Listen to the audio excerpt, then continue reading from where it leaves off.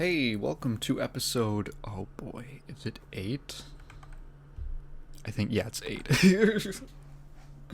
Episode 8 of the Cellarcast. I'm Tygan. I'm here again. And I've had a pretty quiet week altogether. Pretty uneventful, pleasing week in terms of stories for the podcast. However, we did get a comment last podcast. We did get a comment asking a question. Holy moly! So we're gonna kick it off with that. This one comes from Lozy Maganegro, long-time commenter, frequent commenter on the channel. So if anyone was not caught up or doesn't remember, why would you? Last episode, I mentioned when I was talking about the Street Fighter V Summer update. I talked a bit about Capcom properties and how Alex just keeps getting screwed over in every Street Fighter game. So, I forgot. I was like, I'm pretty sure Alex has only been in like 3 and 5, and maybe Cross Tekken, but I can't remember. So Lozy corrects me. He says, Alex is in Tatsunoko vs. Capcom, but that game never came out of Japan. I actually didn't know that. That actually makes a lot of sense. And Capcom Fighting Evolution, the game that Capcom negates its existence. There's always memes about Alex's trailer as if he doesn't exist in Street Fighter V.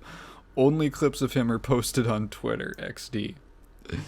That's pretty funny. I guess Tatsunoko vs. Capcom. Tatsunoko vs. Capcom. International release? Or maybe just release. Yeah, 2008.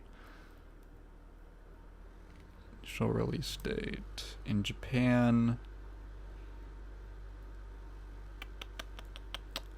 Trying to find the... Japan. It was originally released in Japan for arcades and the Wii video game console, blah blah blah. Following high demand from international fans, Capcom worked with Tatsunoko to resolve international licensing issues, and a second version, Ultimate All-Stars, was released for Wii in North America, Japan, and Europe. Okay, so yeah, it did make it out of Japan, eventually. I figured that it was like a big licensing thing. There was something like that. I forget what it was, but it was like some game or property that was never able... It was like a similar crossover thing, but it was never able to release outside of Japan or something because it used a bunch of properties. Was it Gundam? I don't know. It might have been something like that. Basically, like, because like 30 to 40, maybe even 50 years ago at this point, when a bunch of those properties were being aired in like different countries, they just split up the rights to whoever, because they were like, yeah, this is fine. This is perfectly fine in a pre-internet world. And then you try to make a crossover thing with all those characters, and it's like, oh, we can't release this in like Europe because it's owned by 90. This one character is owned by like 90 different people. They have the distribution rights to it. I really don't know anything about TVC, besides the fact that it's actually somewhat decent, and the like super meter pop mode that you can go into is called Going Baroque, which is just a great name. I love that. I love Going Baroque. That's a super sick name for it. I love Baroque music. I love Baroque like architecture and styling. So that's just such a weird thing. It's such a weird reference to make, I guess. Second part of his, oh yeah, and then Alex basically, yeah, he's gotten the short end of the stick of Tatsunoko versus Capcom, even though it did release outside of Japan, is very obscure because most people don't know what Tatsunoko is unless you were watching anime in the 70s. And then Capcom Fighting Evolution, which is literally one of the worst Capcom games ever made, that they ever did.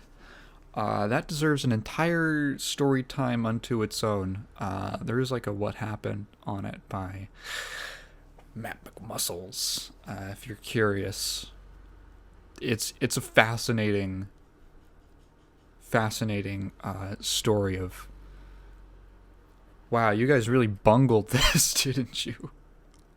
And they basically ignore that it ever happened, except for including Ingrid and things as just like optional, I guess just like cost. She's only referenced in like alternate costumes, basically. There's always memes about Alex's trailer as if he doesn't exist in SF5. Yeah, he's been super weak for most of the game's life cycle. Where's my magnets? There we go. And he got buffs around the start of season 5, and the most Alex I've ever seen is there's an Alex player. His username is Twisted Rivera. I forget what his name is. It's something Rivera. And he's an Alex main, and he did a pretty fun 1 to 10 with Brian F on stream. I actually watched it live. It was really, really fun. And then I think on Brian's channel, he uploaded like a cut edit of this of the set. It was really fun. That's the most Alex I've seen. So there's a second part to the comment. Mega Man 11 recently hit 1.4 million copies sold. Wow. That's really nice. I mean, it did take... When did it come out? 2018? Was 11 2018 or 19? Or 17? 2018, September 6th. Alright, yeah. It only took 8, 9, 10, 11. Yeah, it only took 4 years for it to hit 1.4 million copies. Recently hit 1.4 million copies. Now it's time for X9, Legends 3, and ZX3 to appear. God, I hope. Do you think that with these numbers they will give more AAA budget to the game that follows, or will they remain as a Capcom's indie franchise? That's pretty funny. It's funny to refer to Mega Man as an indie franchise because honestly there was like a 7-year stretch where the franchise basically just existed through fan games. Some really good fan games, but, you know, very little love from the Big C. That's a good question. It's actually kind of interesting because of Mega Man's in this weird spot as a series where... So here's the thing, is that most Mega Man games are, like, not that budget intensive, if that makes sense.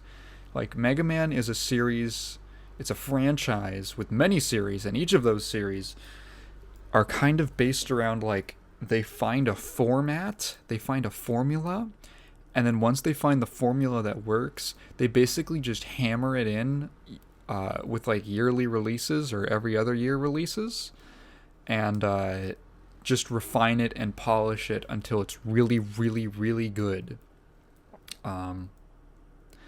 So like Mega Man 11 wasn't even a full price game. It was like $30-$40, which I think was perfectly reasonable for like the scope of that game.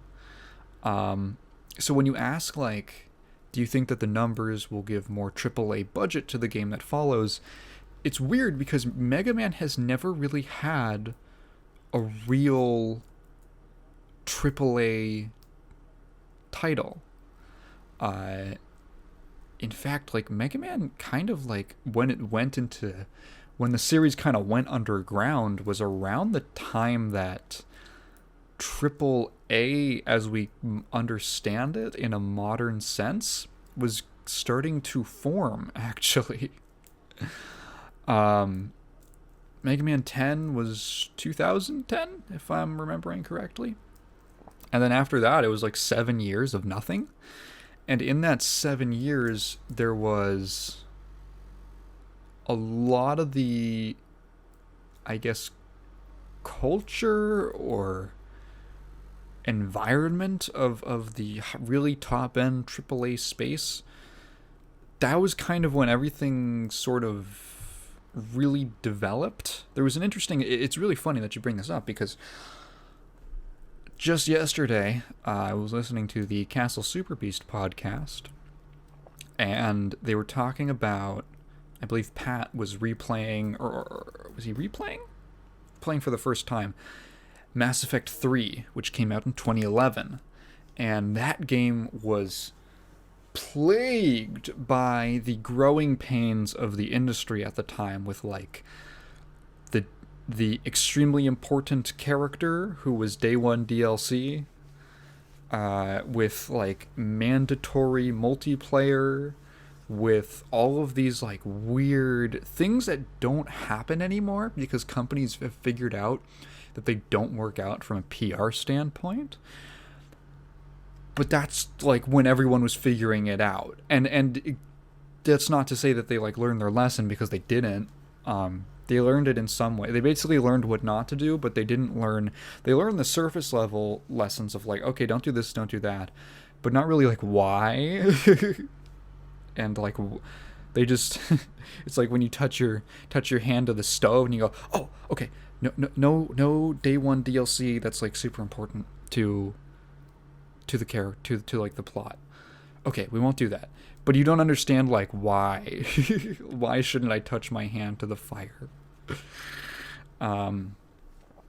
So like Mega Man has never really had.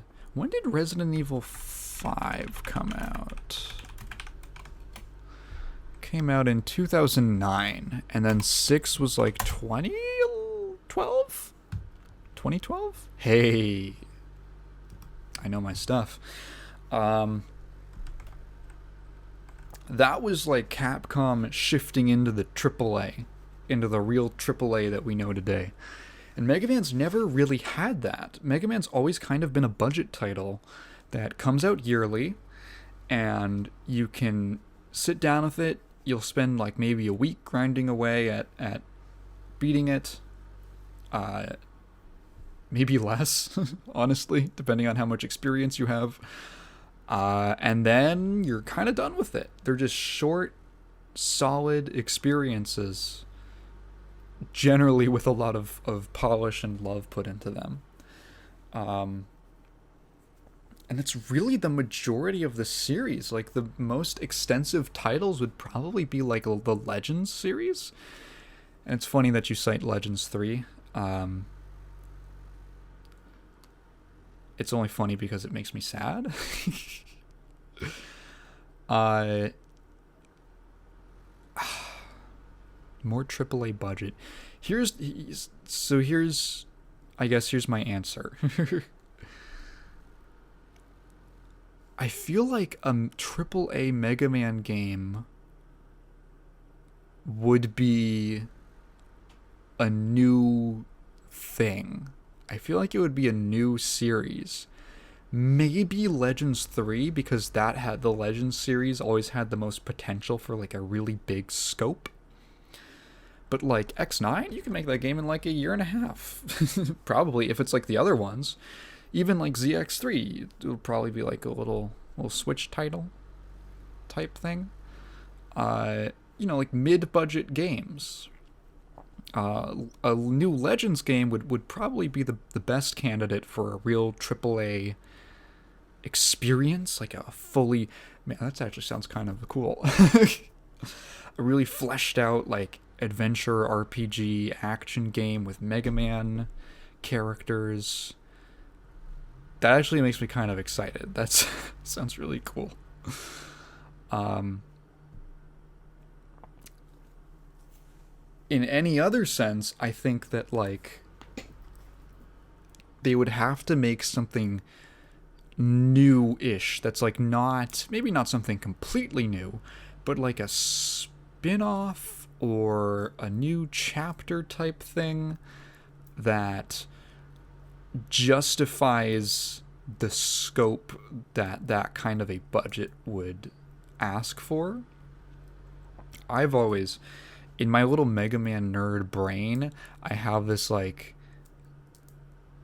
I don't know, projected game, I guess, that, like, what I would like to see, my pipe dream is that they would do an X9, because the problem is that, like, half of every Mega Man series ends on cliffhangers. Because they were just supposed to be pumped out like every year or so, and then the series just got oversaturated and fizzled. Even though the quality of the game, that's what's so frustrating, is that even though the quality of the games didn't dip that much in general, like there were 2 bad games. Granted, X6 and X7 are really bad. Those are really bad, but X8 started to, like, turn it back around. What I'd like, unfortunately, it ends on, like, a cliffhanger, which is kind of invalidated by the existence of Command Mission. Whoa, I put down my glass way too hard. This is almost like an entirely different topic that I could get into with, like, all of the thinking I've done on Mega Man and its potential future.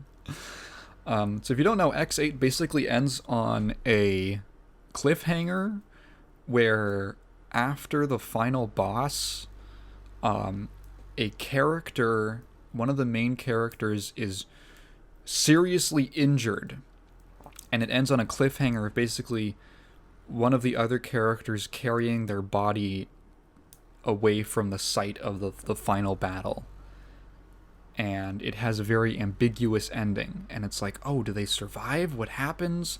There's a bit of foreshadowing because there's, like, a piece of the final bosses, like, just like a piece of them, like, lodged in their forehead, in this character's forehead. And then there was a spin-off called Command Mission, which takes place like 100 to 200 years in the future from the X series. And that character is alive, and he's doing just fine. And there's literally no mention of anything that happened. So it almost makes me wonder if, like, obviously it was not coordinated. This was, like, not a coordinated thing. Pretty sure Command Mission came out, Command Mission X. Yeah, Mega Man X Command Mission was 2004, and then Mega Man X8 was 2004. So yeah, literally the same year. Command Mission came out first. That's so funny. So yeah, they did not like sync up on story beats to where the X series was going to go. The X series has always had the greatest highs and the lowest lows of the series. Actually, no.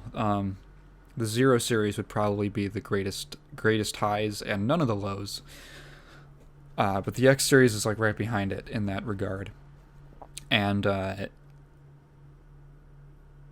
it's almost like, in order to justify this weirdness, either you would have to, like, split the timeline at some point, or here's my pipe dream that I'm getting back to.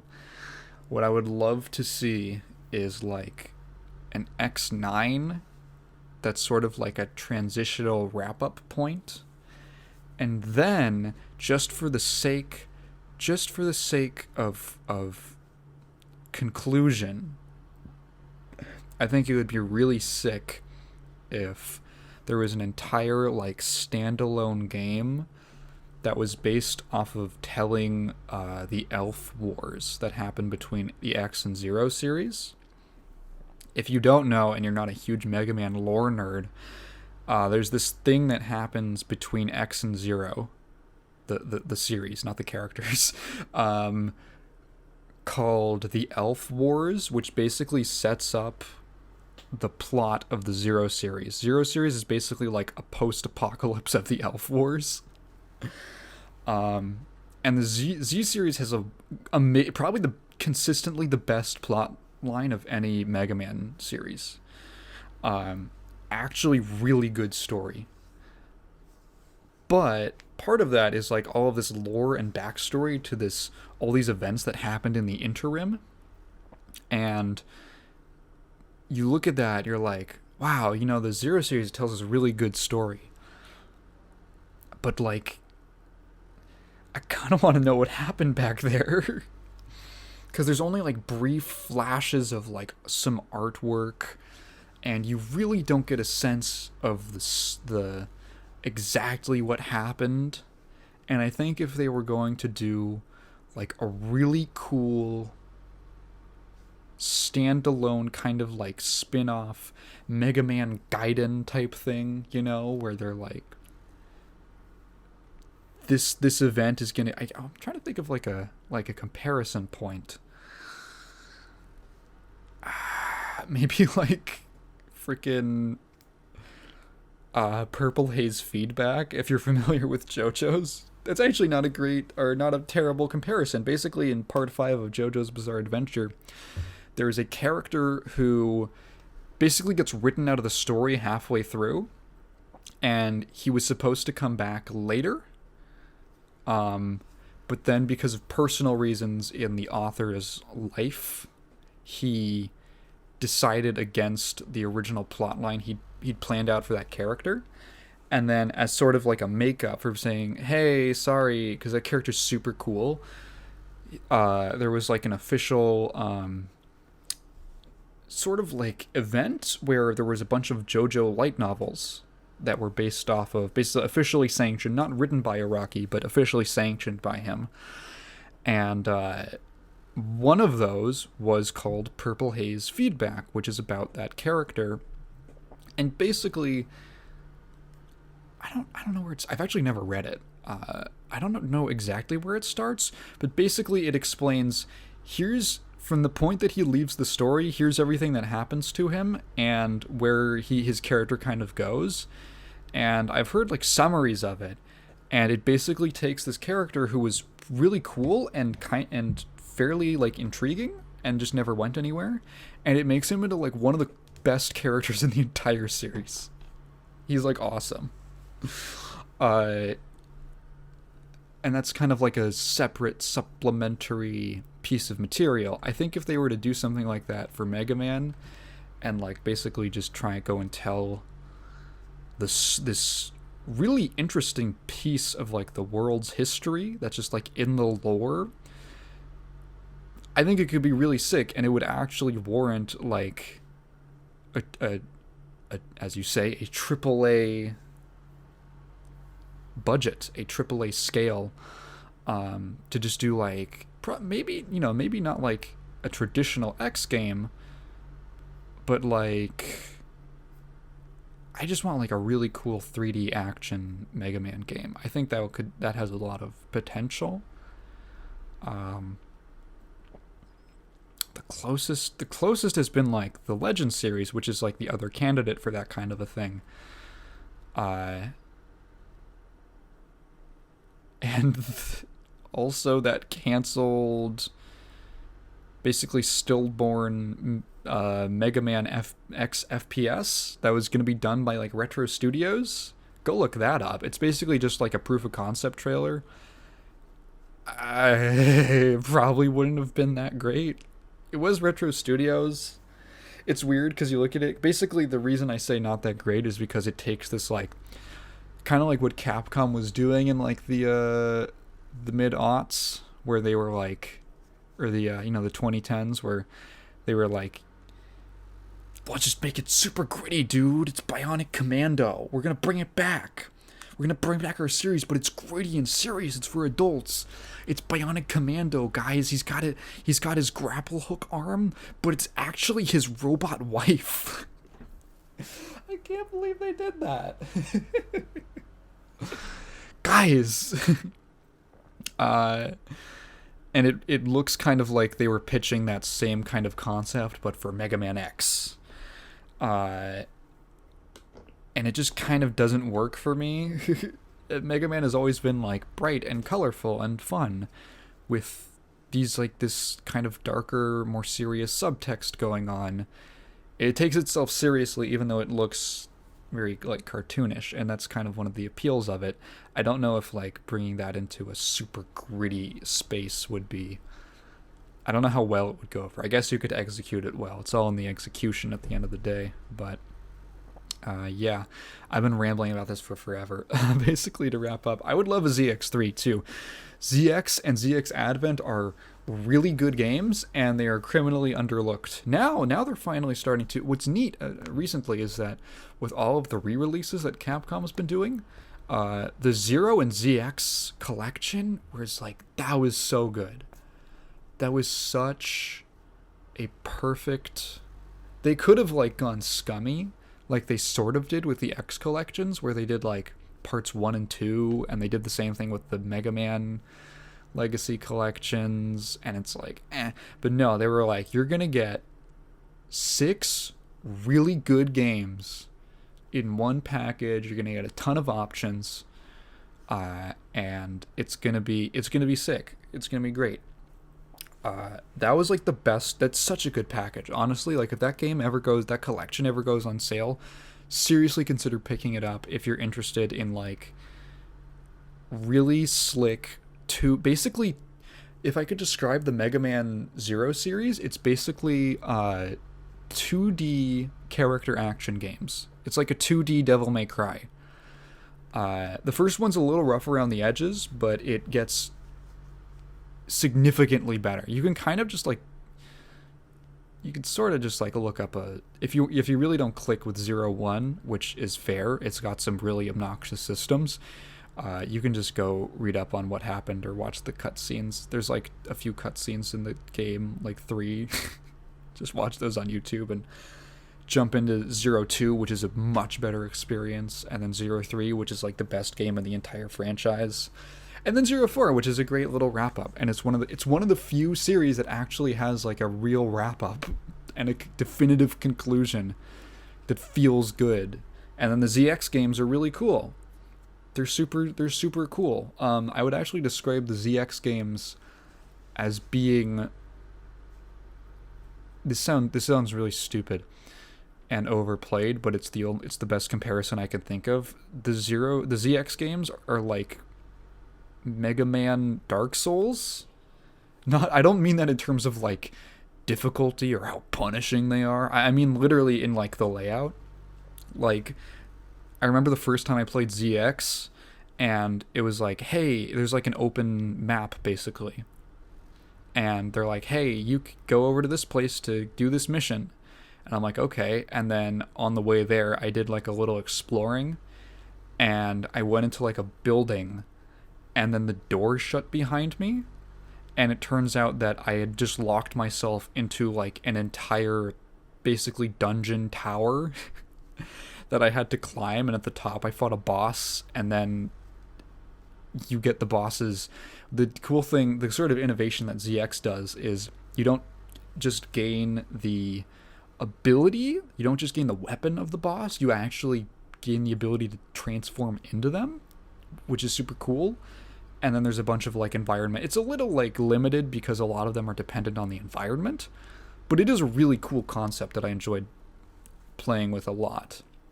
And then I beat this boss, and then I walked out, and I was like, oh, cool, I guess I just did that. And then I went and I completed the mission like it was nothing. It was super cool, and it kind of evokes that same sort of Dark Souls thing where like, oh, I just kind of like stumbled into this giant area.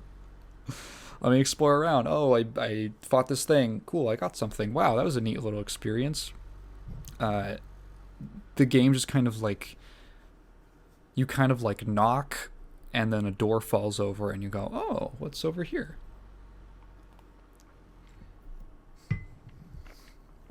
And then a lot of those concepts are improved greatly in ZX Advent. And then unfortunately Advent ends on a cliffhanger. Which is a shame. Which I would really like a ZX3 just to like wrap that story up. and further polish the gameplay in general. So, shit, did I ever actually get around to answering, do I think... I said what I think it would be. Do I think they will? There is definitely a possibility. There's at least one Mega Man game on the horizon for next year, I believe. Rockman Tyson, which translates roughly to either... Tyson can mean, like, match, in terms of, like, a fight. It can mean battle. It can mean, like, matchup. It's a little vague, and it's probably still a working title.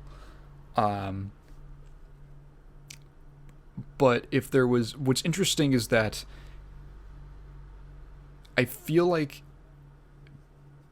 Because the basically that got leaked in the Capcom big ransomware attack that happened about a year ago. And one of the other things that leaked was Street Fighter 6. There was like a poster for it. And some other stuff got confirmed. So it seems like when they just do like straight sequels, at least, you know, in that the info that was stolen, they'll just call it the sequel, and they won't really internally be shy about what the name is. And the fact that it wasn't just like Mega Man 12 or Mega Man X9 kind of suggests to me that it's like a different new thing. And the fact that it's like battle interests me greatly. Obviously, if I talked about the L4's game in my head, my like super pipe dream would be like a Mega Man crossover fighting game, because also it's Capcom, and this is probably not going to happen, but like it would be really sick. So we know that there is something probably kind of different coming up, and I think that there is enough interest in Mega Man. I think their big problem was that they oversaturated the series, and then they just oversaturated it, and there isn't enough money to go around for everyone to support the entire franchise. I think that if they come back, the series could definitely come back with like a more mid-budget... They could probably do a system where they do like a mid-budget title, like 11, or another X game or something like that, or a ZX3. And then like a bigger budget title. And I think that there would be... If they put the right marketing behind it... Here's the thing about like marketing, how powerful marketing is. I don't think it matters that it took 4 years for Mega Man 11 to hit like 1.4 million copies. I think that like if you make a product that's like really good, I don't know how to describe it. It's hard to describe, but like, okay, so when the trailer for Final Fantasy 16 came out, it was a little before the PS5 was released. When the trailer for 16 came out, I'm a big Final Fantasy fan, so maybe this is biased. I was not planning on getting a PS5. And then I saw the trailer for Final Fantasy 16, and I said, I might have to get a PS5. If it's exclusive. I hope it's not. I don't think it will be. But like... If it was exclusive, I would seriously consider it. I'm not even joking. Because there's just like...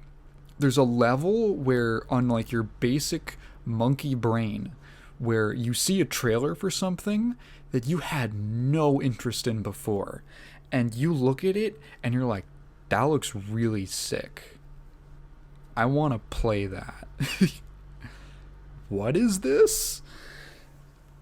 And that comes down to, you know, a couple things. One, the game itself has to look good, and it has to be shown off in a way that brings that out. Like when you watch a trailer for a movie, you're like, that movie just looks like it's good. It just looks like it's good, like it's going to be good. And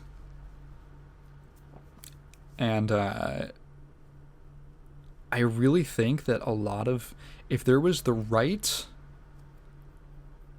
genre, the right style, the right level of quality, and the right marketing, I think that you could come out with a full-fledged, big-budget Mega Man game, and people would be really hyped for it. I think that it's definitely possible. The game really, it just needs to look good. It just needs to look good. The thing is that like people aren't really going to get that excited over platformers anymore, which is sort of unfortunate. Unless it's something like Mario or Sonic, I guess, or Crash. Basically the really established series, but those are all like 3D platformers. People really don't get hype over 2D platformers anymore because it's just not a very like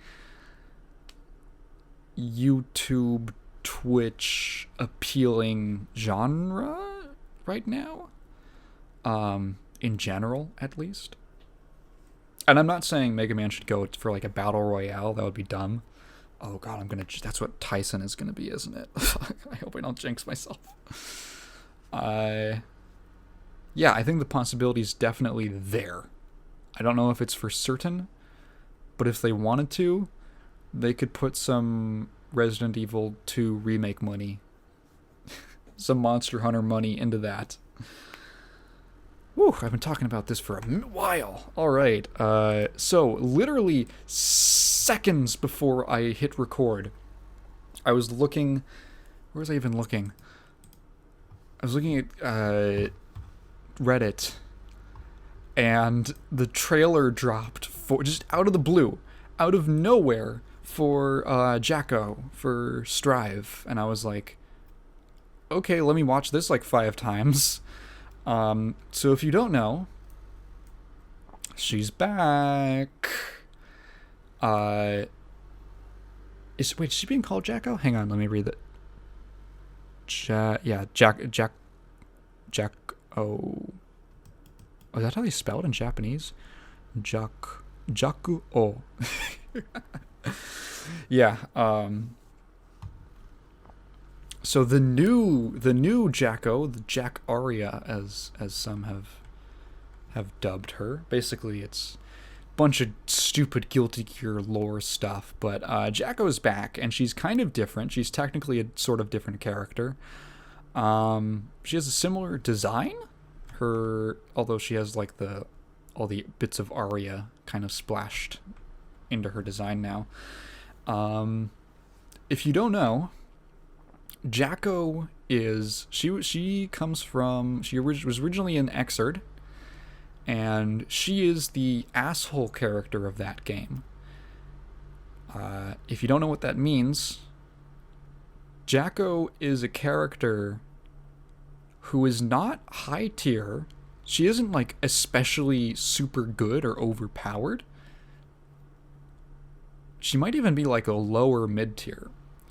I kind of forget by the end of Rev 2. But she is easily the most hated character in the game. Just in terms of like sheer meme power. People hate Jacko. To be honest, I don't have a ton of experience fighting her because I haven't put a ton of time into Xrd. I'm really more of just a plus R player, which is an entirely different story about why that is. But I definitely know from playing plus R, because plus R has a character like that. In fact, it has 2 characters like that. Cliff and Justice. Cliff and Justice are by no means the best characters in plus R. Plus R is a game, and it's more interesting because plus R is a game where every character is overpowered to some extent. Every character is ridiculous, and there is a tier list. There are generally accepted like best characters in the game, but most tier lists you'll find will not go below B tier, for instance. And within that environment, that balanced environment, Cliff and Justice, who are decent to good characters, but not the best, nowhere near being the best, easily the most hated. No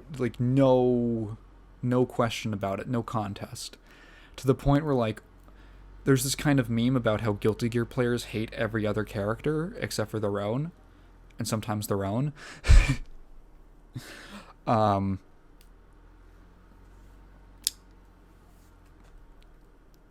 That's like twice as much for those characters. Like, I will go into a match and I'll see what someone else is like, whoever someone else is playing. I'm like, okay, I gotta think about this. I got these options. I can do these combos. I'm thinking about it like, all right, this might, even for like some of the harder matchups that like Slayer has, I'm like, okay, let me just try and give it my best shot. When I see someone playing Cliff or Justice, my blood starts boiling. I'm like, you. I want to give that person a swirly. Justice is basically the most polarizing keep-away character I have ever seen, where most characters have honestly pretty even matchup spreads in that game. Justice has like half of the cast half of the cast she stomps, and the other half she gets completely destroyed by. And then Cliff is just, I just hate Cliff. He has a bunch of really annoying moves. He gets like one combo and does half your health, which is ironic coming from a Slayer player, but come on. He has a bunch of moves that are just really obnoxious to deal with that cover a ton of space.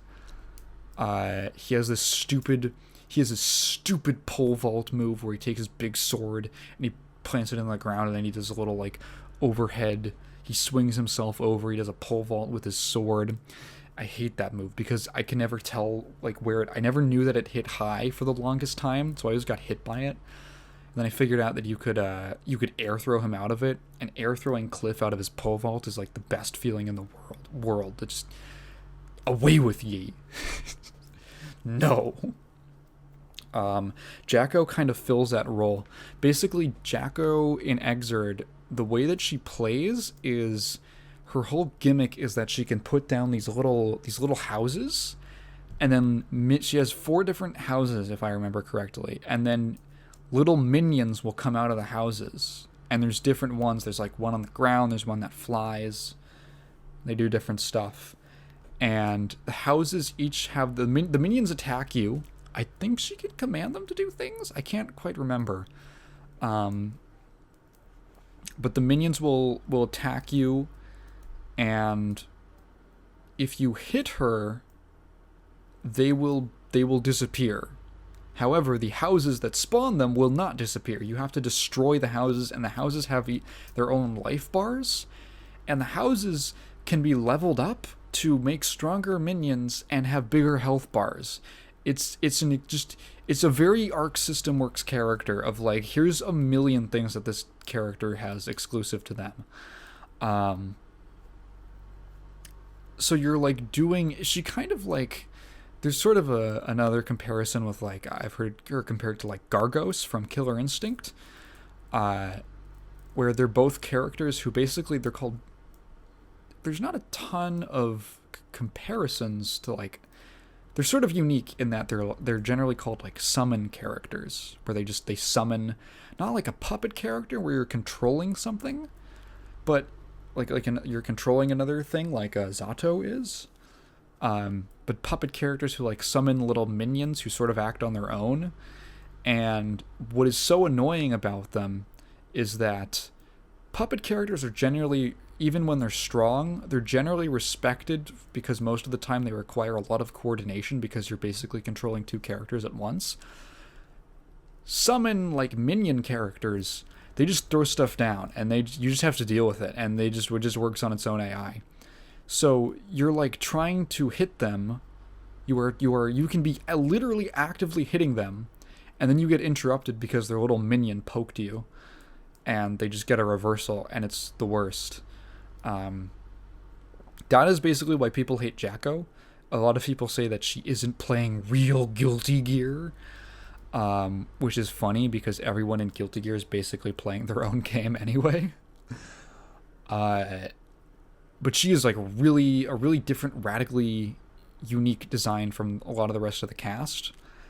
And the whole aspect where she can hit you without having to do anything really gets on some people's nerves.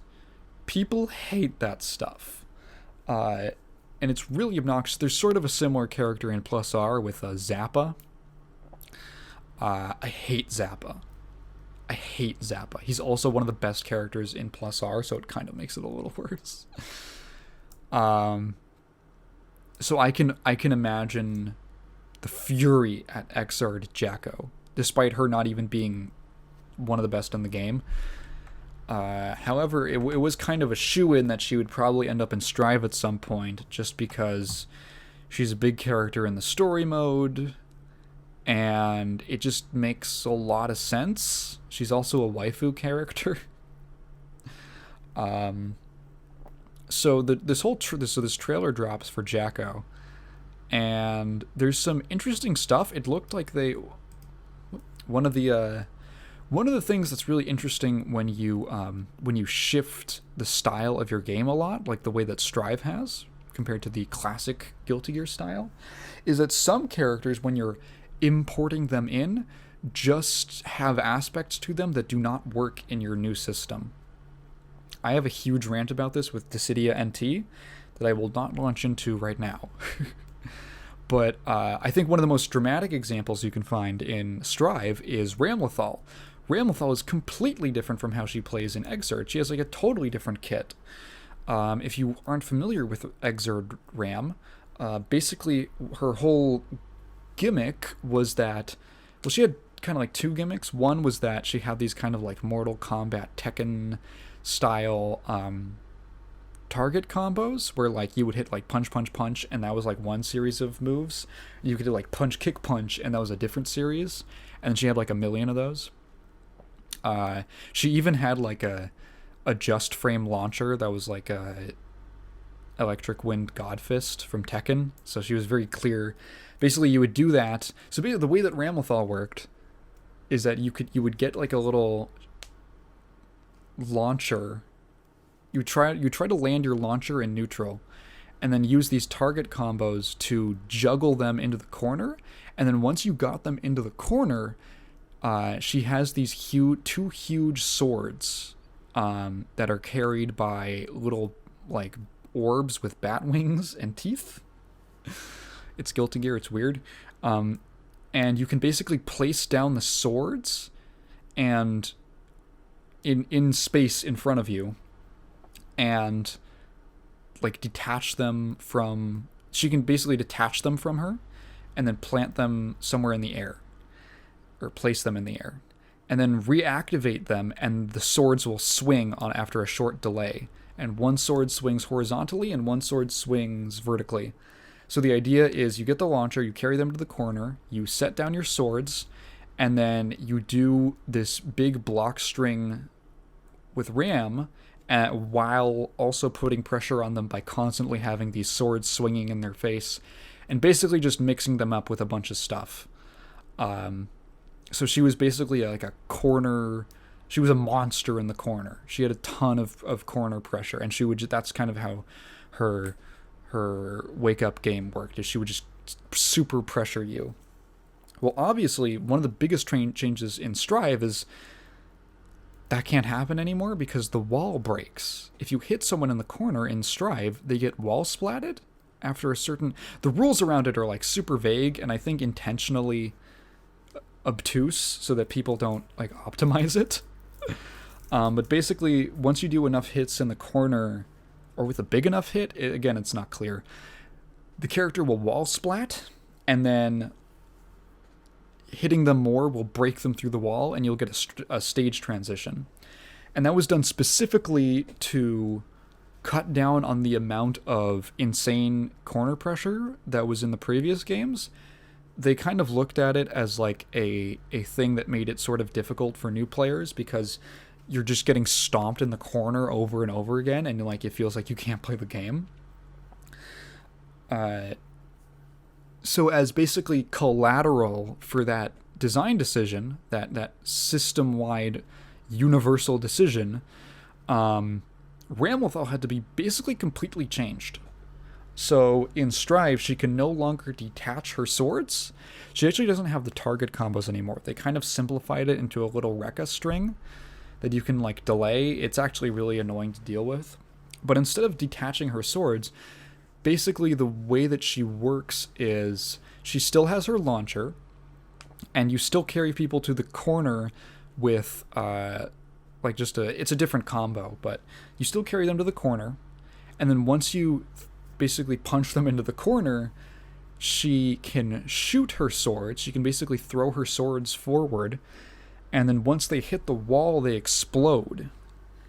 And they hit at different heights, so one hits lower, one hits higher. So you hit them with the lower one, and then the higher one, and they get hit by the lower one, get exploded, bounce upwards, then get hit by the higher one, explode again, and then while they're falling, they can't tech out, and then you smack them into the wall splat, wall break. That is the basic Ramlethal game plan. She's extremely strong in Strive. She's like top 2, like right below Soul.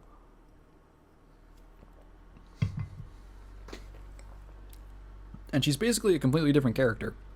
Sort of. They basically tried to preserve the idea that she wants to get you into the corner, but they had to do it in a different way. Jacko looks like they're doing a similar thing, where just like the pace of Strive and the fact that it's more grounded, and the way that mobility works, with it being a little more like deliberate with the way air dashing is.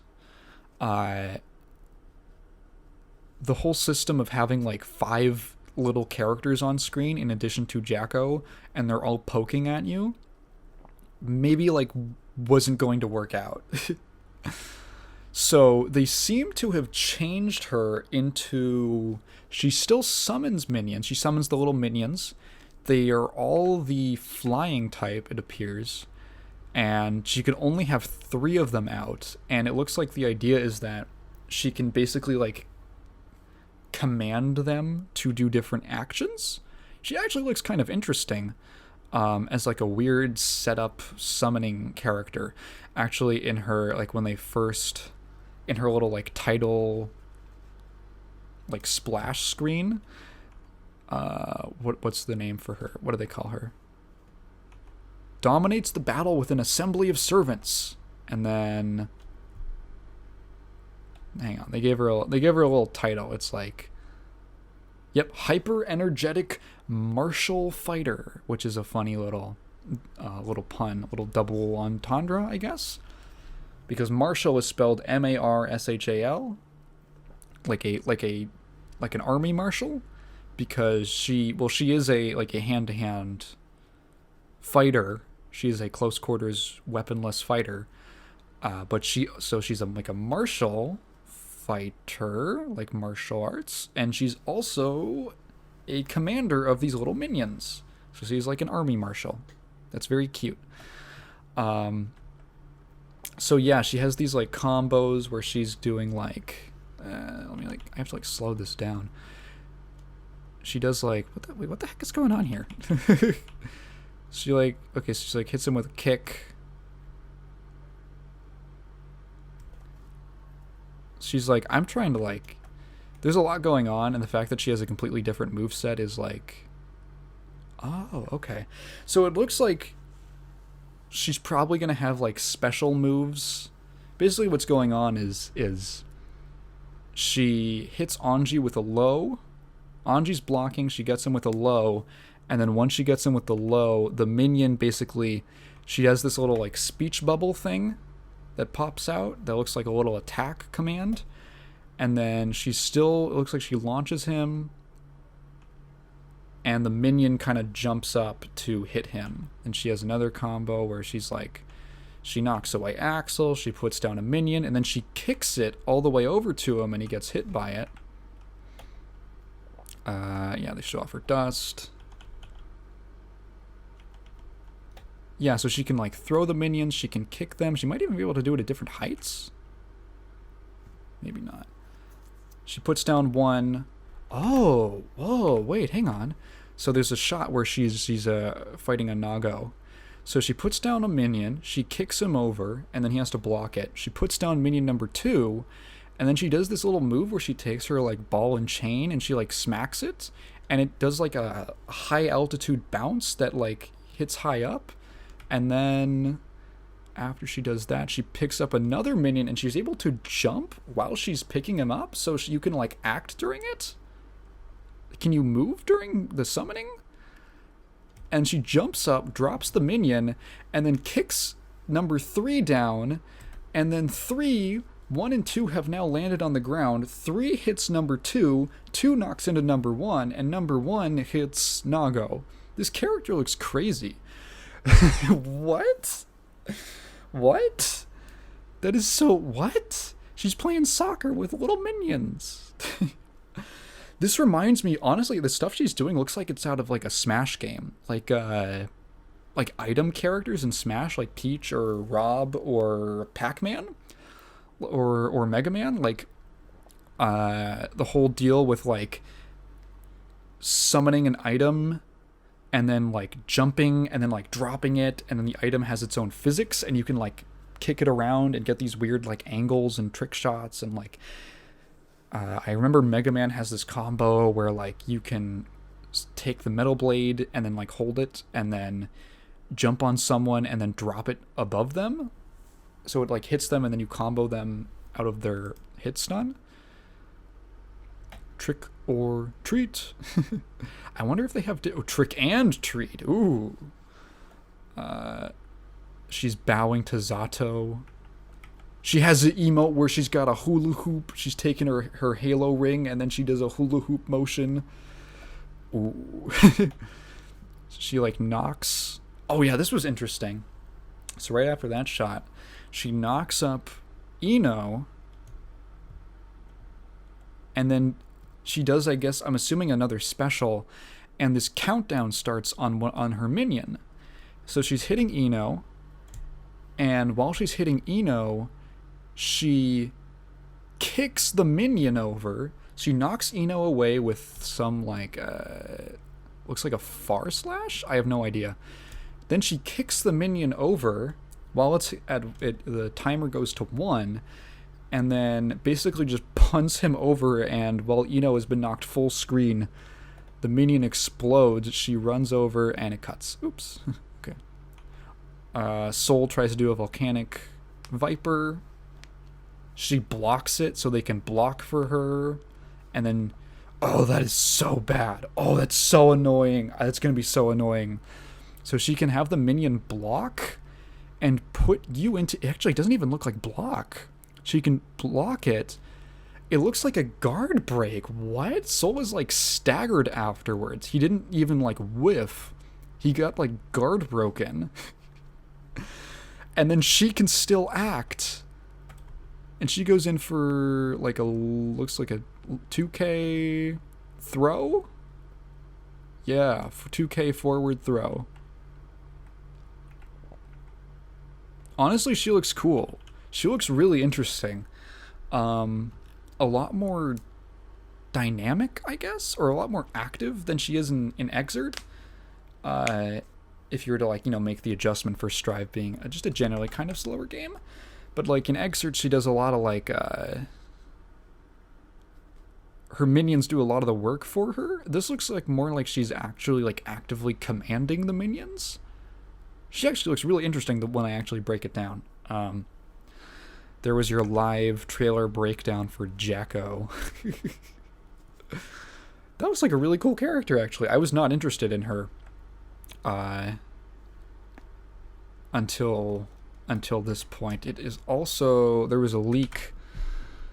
Guilty Gear Strive DLC leak as soon as the PC, possibly Datamine Season 1 characters, as soon as the PC version came out, there was a leak on who's going to be in the DLC, and it was Gold Lewis.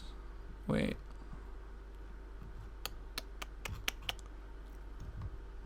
So Asuka, Happy Chaos, Gold Lewis, Jam, and Jacko.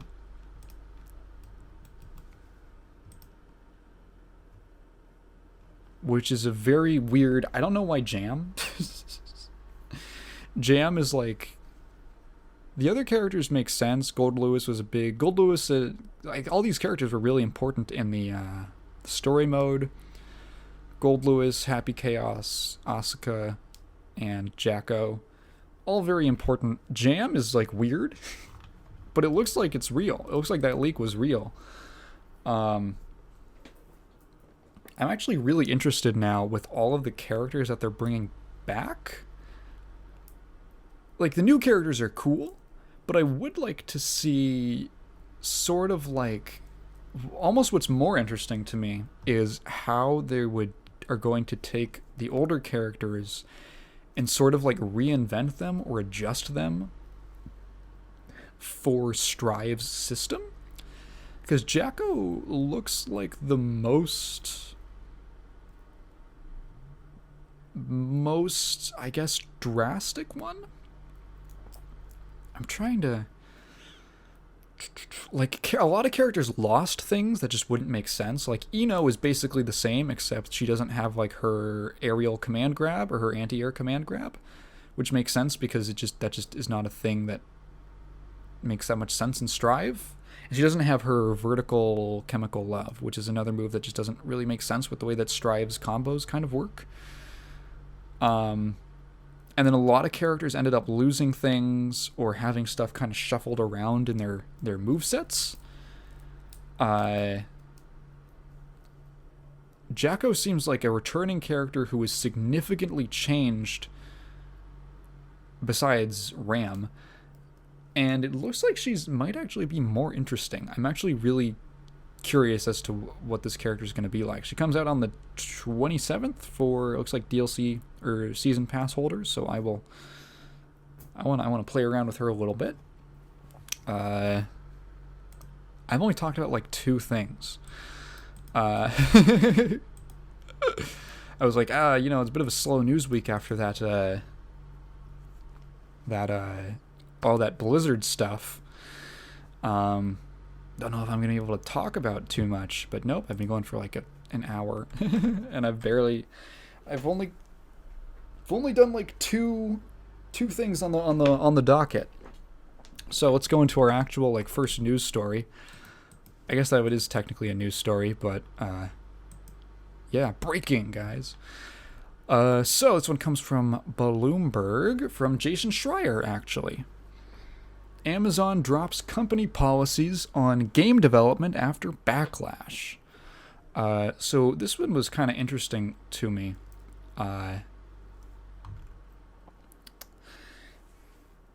If you recall, Amazon is a games maker.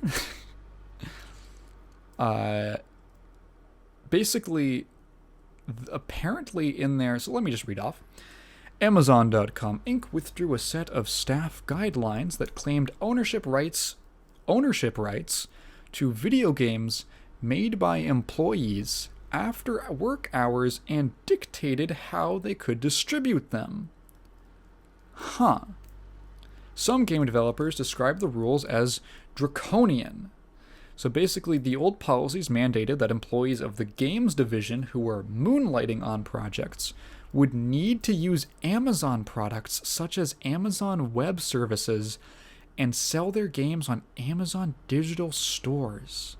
It also gave the company, quote, a royalty-free, worldwide, fully paid-up, perpetual, transferable license to intellectual property rights of any games developed by its employees. This is the most horrifying thing I've seen in a while. It reminds me of when, Blizzard, when they did Warcraft 3 Reforged, and they were like, hey, if you make a mod for our game, We own that, which is a really fast way to not have anyone make mods for your game, besides the fact that your game sucked.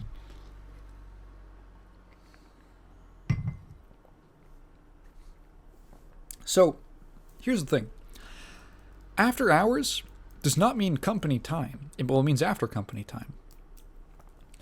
So if you are an employee of Amazon Games and you go home and you work on your own project, an app, something for Steam, something you're just going to release on your own website, a little browser game or something, if you're employed by Amazon, you don't own that. You sign away all of the rights.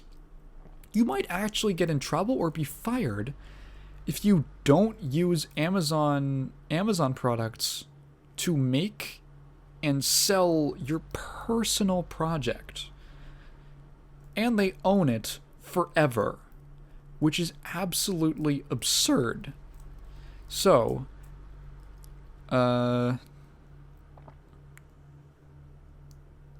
Amazon said Thursday it was immediately eliminating the rules. Now, quote, this is coming from Mike Frazzini, by the way.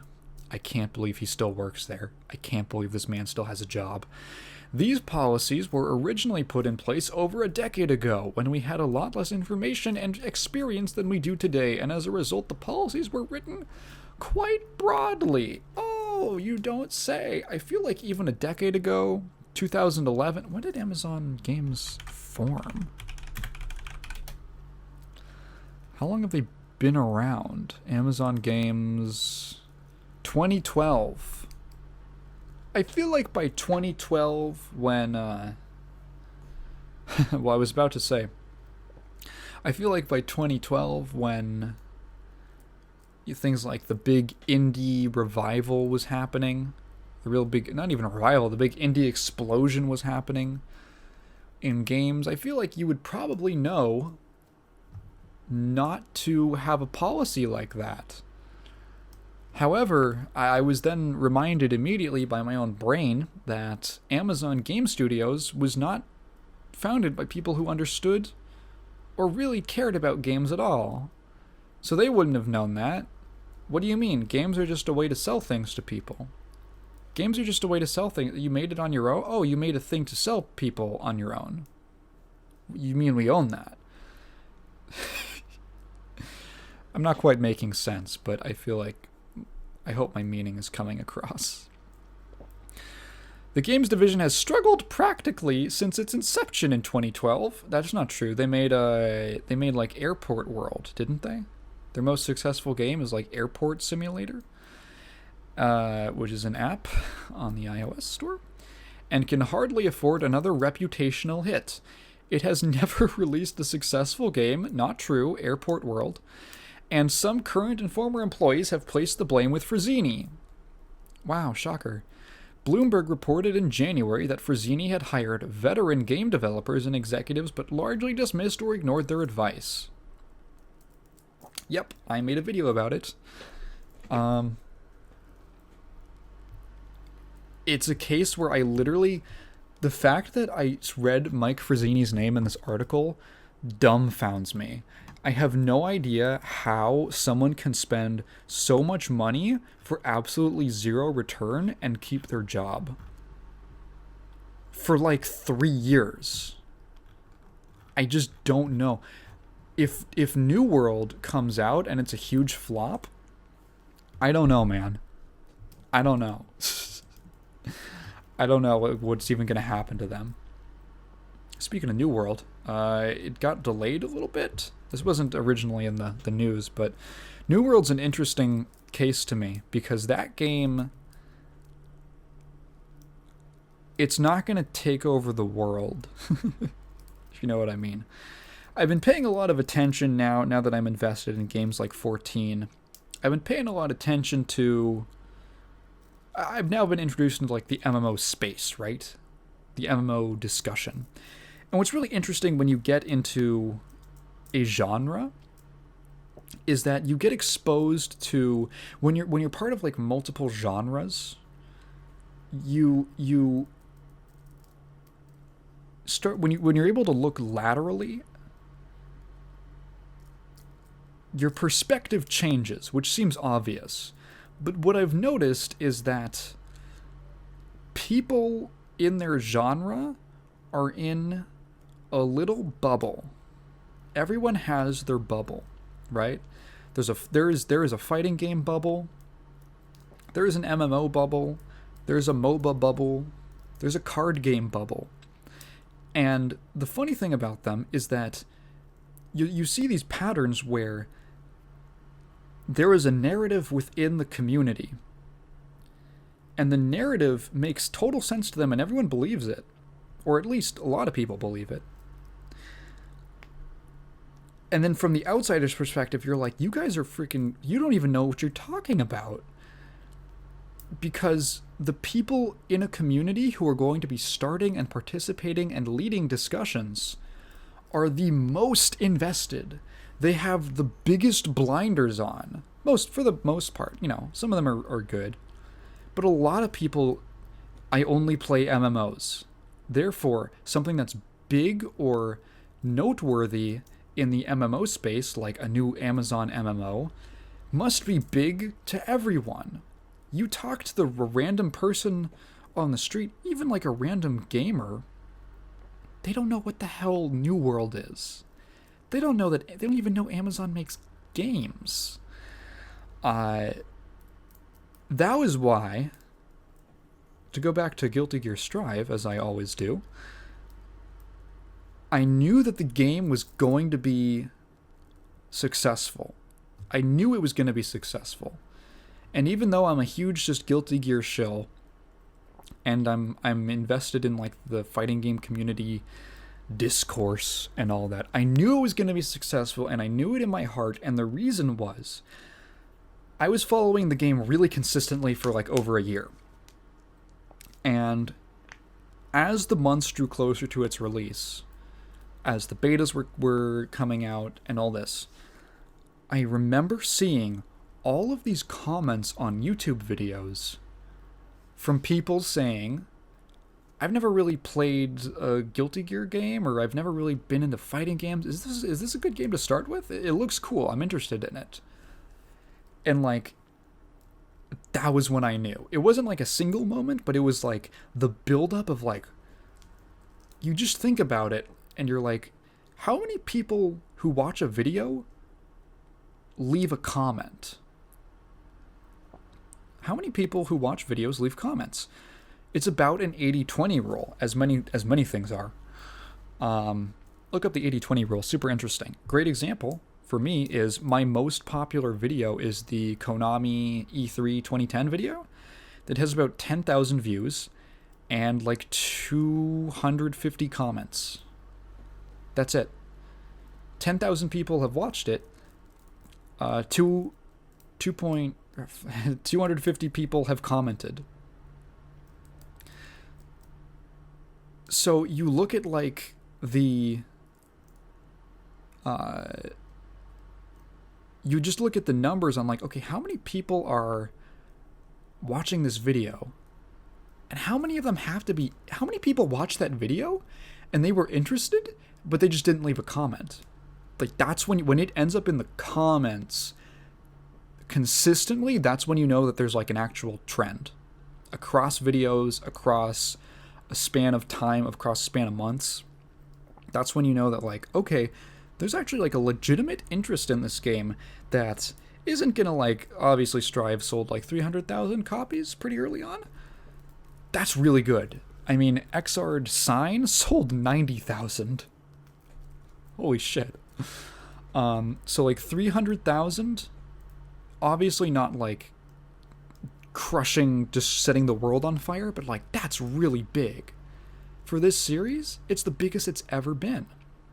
And you could tell just from the discussion. Because people outside of the fighting game bubble was obviously interested in it. Because Guilty Gear is a really highly respected series. It's just been really niche. So when people outside of the bubble are looking at this thing that used to be niche and they're like, oh, I'm kind of interested in playing this. This game looks cool. It's like, okay, that's a pretty good barometer for public interest.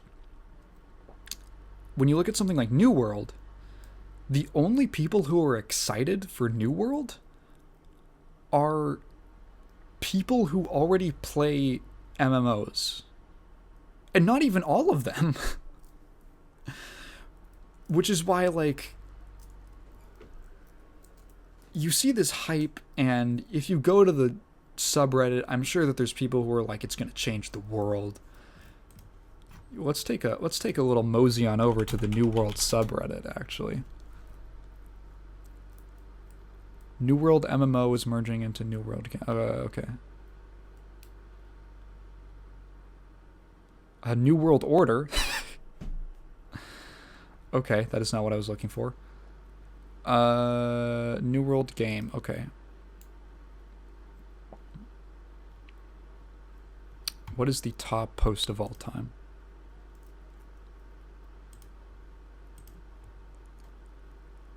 New World delayed. Oh. At Amazon. Do not listen to streamers crying about PvP scaling. Oh,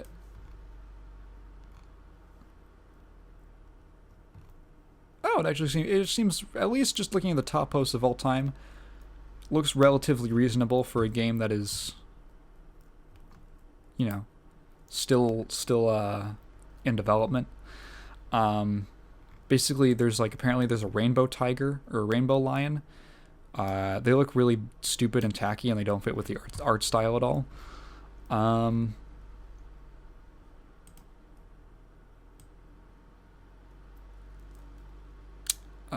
Yeah, so but I'm sure that there is a portion of the community that is like, this is going to be the biggest thing ever, and that's going to bleed, because they're very vocal, it's going to bleed out into the general MMO discussion, and people are going to start actually thinking that New World is going to be like a huge force. And I'm sorry to burst your bubble, but you're going to have to temper your expectations, because you are the only people who care about it, which is hard, but it's sometimes you just gotta swallow that truth.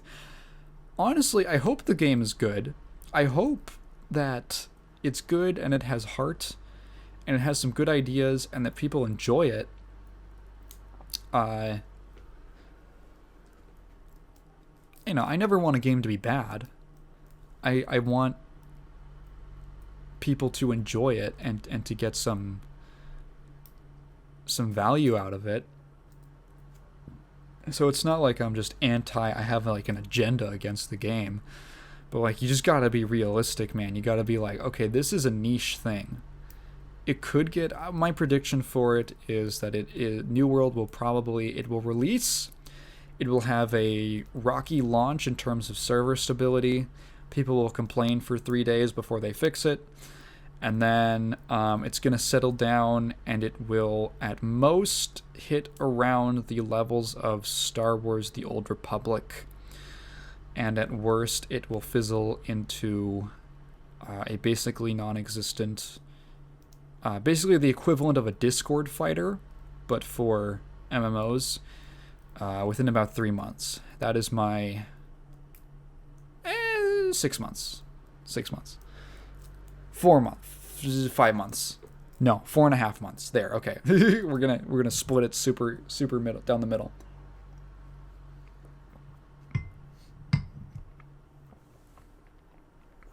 I could see it going pretty strong for a while.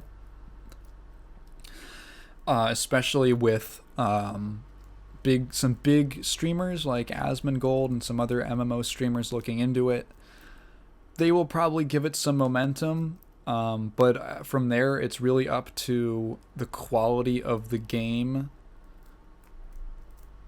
to give people something that they have not seen before, and to really hook them and invest them with a high level of polish. And from what I have seen so far, it is kind of falling short of that. It's not like, like what I mentioned before. It's not the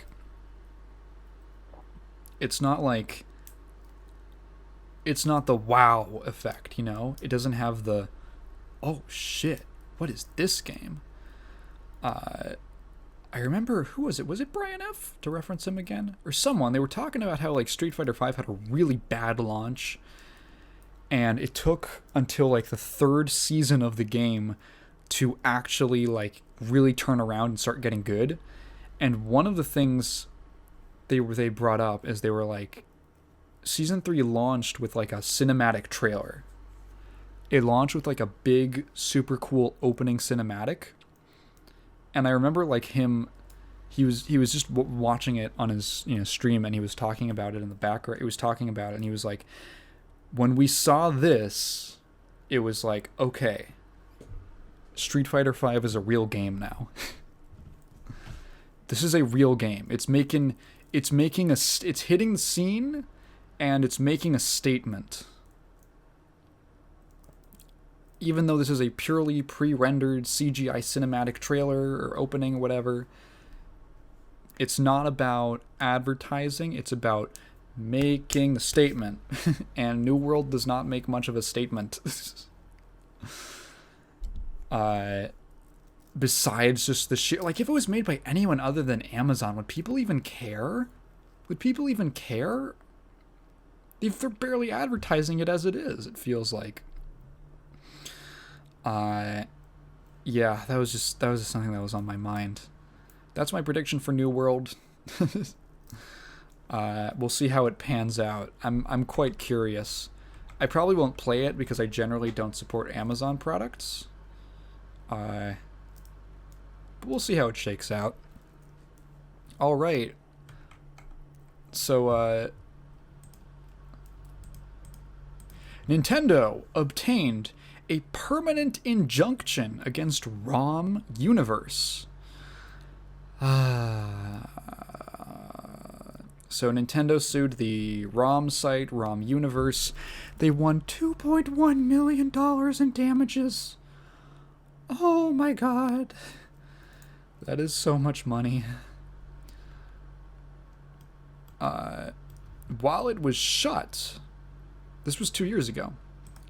While the case was shut, Nintendo convinced the court to grant a permanent injunction of RomUniverse not coming online again. So basically what that means is Nintendo got their money and then they said, no, court, as part of this, they have done so much damage to us. They are such a malignant, illegal operation. We are going to request I actually don't know what the definition of a permanent... A lot of Googling today. Permanent injunction. At the end of a court case, if the judge agrees that there is an ongoing threat, he or she may issue a permanent injunction prohibiting the threatened action indefinitely. Yeah, okay, so that's basically what I thought. They're basically saying, no, you're going to... Make him stop. Teacher, make him stop. So... Basically, the owner of RomUniverse, Matthew Storman, he got hit with a cease and desist, of course, and he's not great, and when I say that I mean he's kind of really stupid, because he decided to fight the case without a lawyer. Let me say that again. He decided to fight Nintendo's case without a lawyer. He deserves everything that's coming to him. I'm sorry. At a certain point, Darwinism kicks in, okay? Karma kicks in. One man running a clearly illegal operation. Here's the thing. Emulators, not illegal. Not illegal at all. The software, not illegal, at least in the United States. Distributing ROMs is illegal. It is illegal. I don't think it should be, or I think that preservation should be... This distribution of ROMs is like a necessary evil, if you want to think of it as an evil. It's a necessary thing because it is the most effective way to preserve games. That's just the bottom line. Especially with a company like Nintendo, who just refuse to re-release most of their classic library.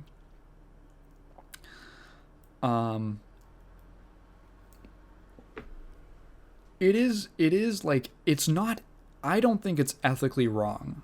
However, it is legally wrong. And it's Nintendo. Nintendo is the most cash-rich company in Japan. I remember reading back in like 2014 or something, this fact that was like, Nintendo has so much money built up, they could stop making games immediately. They could stop making games tomorrow and literally not make a single dollar or a single yen.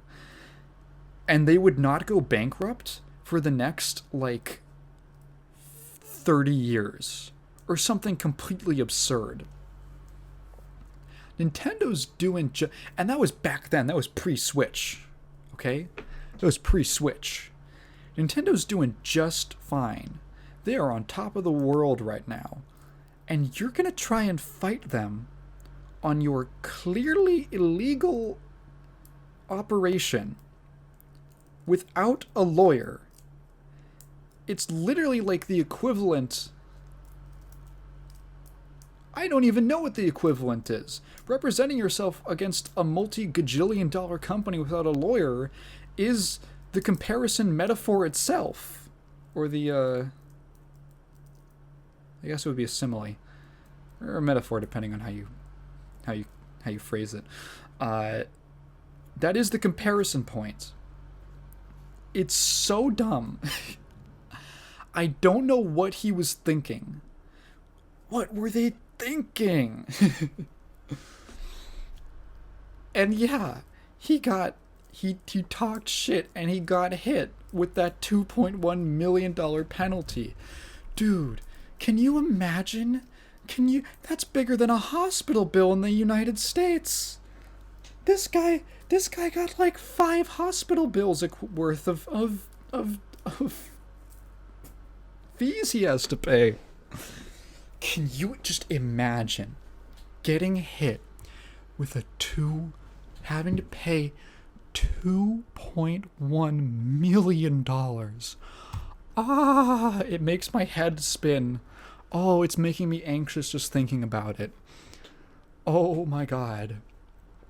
What you do, here's what you do. You get the cease and desist and you say, okay, yeah.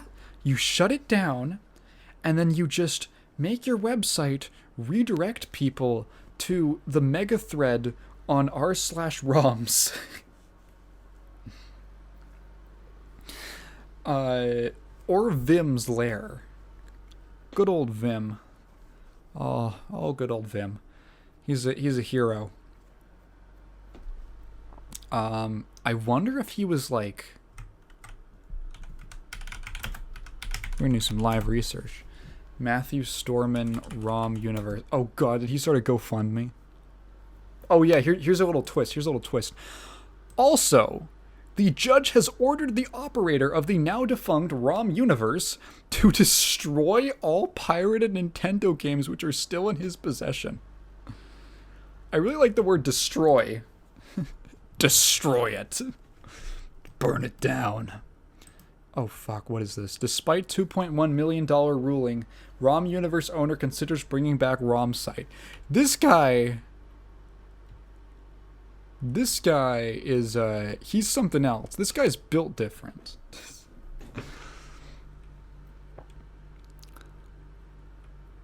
Okay, so they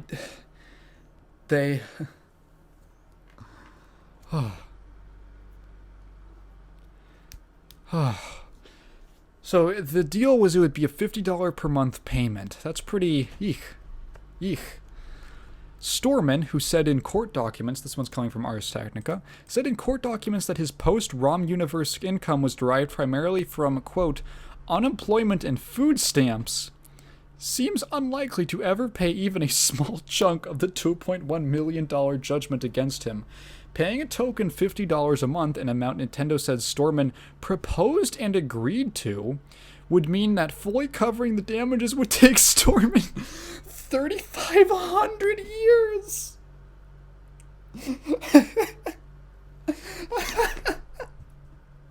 No. I didn't even think about that.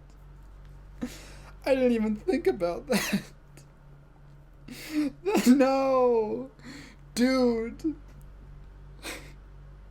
Do you know how long 3,500 that's like 35 generations. That's like, imagine shackling 35 generations of your children and grandchildren and your descendants with a debt to Nintendo because you wouldn't stop pirating their games. Oh my god. Oh my god.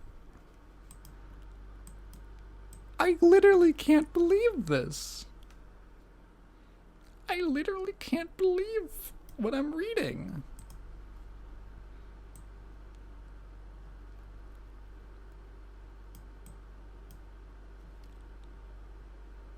I'm sorry, my head is just spinning. I've been quiet for the last... Literally, my head is buzzing. It's like it's hot in here, and I'm laughing, so...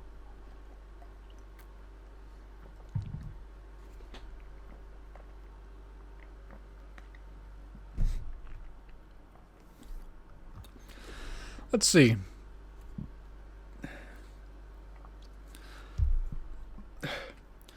Okay, in a recent filing with the court, Perkins Cole lawyer William Rava recounts a telephone call he had with Storman on June 3rd after the court's original ruling.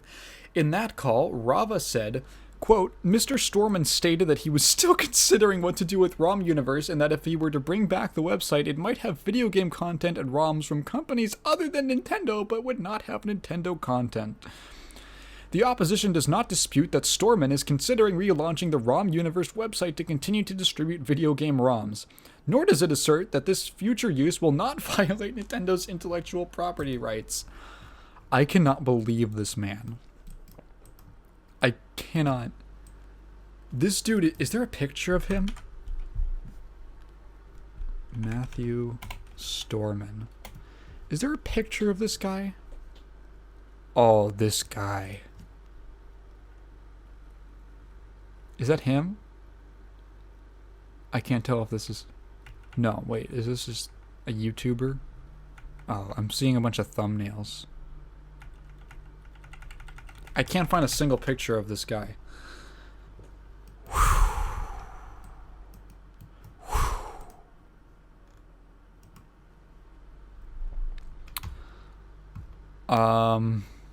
Holy crap.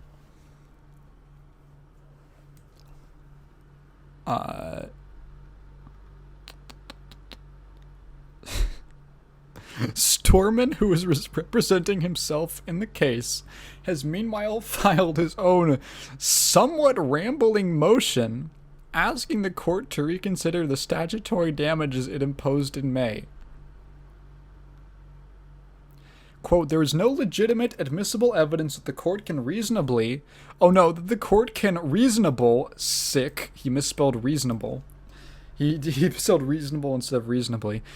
Reasonable construe to cause it to believe that plaintiff, Nintendo, sustained any actual damages whatsoever as a result of any of the defendant's actions or inactions. Now this is true. This is the most, like, well, technically response. And again... I am someone who is pro-emulation. I am pro-emulation. I don't think he did anything morally wrong, and most people who are... the actual amount of people who pirate, who even go through the trouble... Do you know how hard it is to run an emulator? To, like, most people can't even, like... Most people can't... You have to be... If you want to run like even a Switch emulator, like something really cutting edge. I have actually never used one. I don't emulate any consoles that are more recent than like 20 years. But like, the people who are even willing to go through the trouble for that are very, very small. And they probably weren't going to buy it anyway. They just want to play one game. Or they want to check something out. Or something like that. Video game piracy, in terms of like emulation, has a pretty minor effect on the industry. It's difficult to say that with complete certainty now that I say that out loud, because obviously you can't tell how many. You can never, like, you know, you same thing with like, you can never quantify how many crimes don't happen or how many crimes are stopped. You can't quantify how many people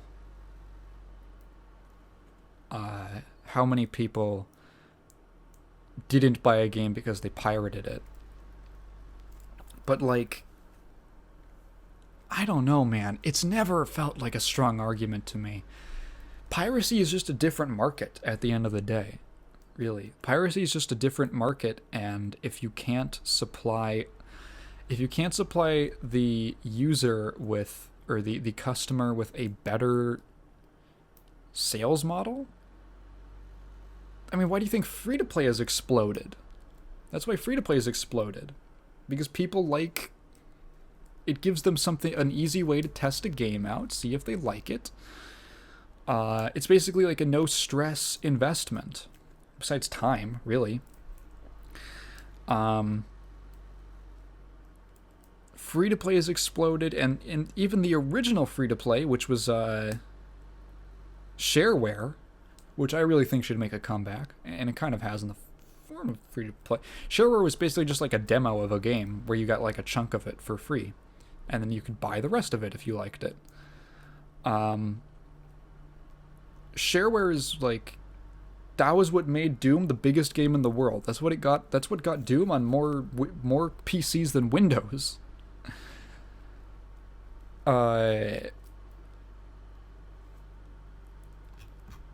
Companies that really like, the companies that tend, and it's funny because the companies that tend to whine and complain about piracy are the companies who are probably like least hurting for money. It's always like Ubisoft, EA, Nintendo, these companies that are just rolling in cash. Meanwhile, everyone else, the smaller creators that, you know, intellectual property law is supposedly supposed to protect, all those people make their money by having just better business models. They sell games for cheaper, they offer demos, they do like better marketing, or like more kind of down-to-earth customer-focused marketing. Those are the guys who are like actually subverting piracy. They're subverting piracy by just offering a better product, going on sale, doing all these things, on top of making a good game that people would want to play. And that's why I'm always going to support like New Blood. I love New Blood. They're having, I think currently, a huge sale on Steam.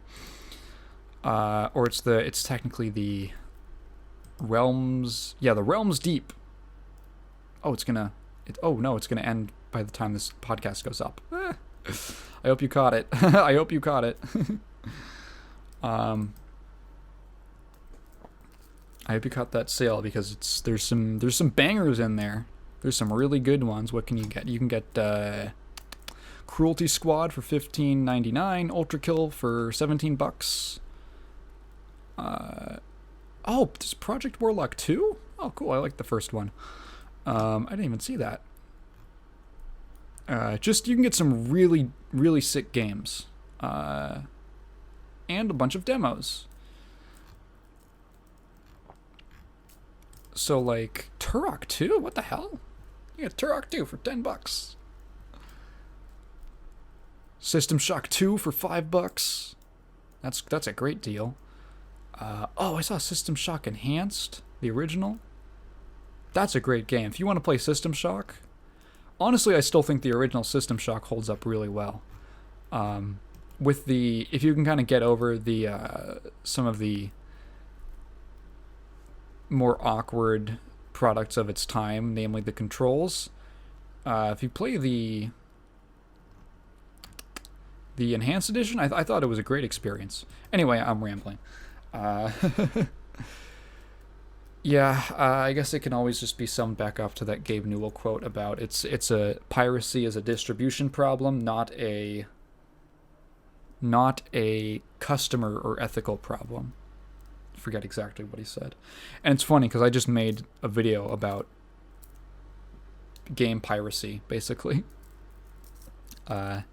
which has increased over the pandemic. But I think that's just, I think it's just because gaming has increased over the pandemic in general. Yeah. Okay. This is a nice story. This is a good story. This is a story that makes me happy. So, QuakeCon is coming up in this week, I think. QuakeCon 2021, August 9th. Yeah, so this week, QuakeCon coming up, 3-day event. Gonna be live streamed. I'm gonna check out some of the panels. Oh, what the hell? My magnets fell. And there was an online schedule for it. And one of the things on the schedule was only up for a short period of time, long enough to be archived, but quickly deleted. So there's a panel on QuakeCon called Let's Talk Quake. It reads, Quake is back.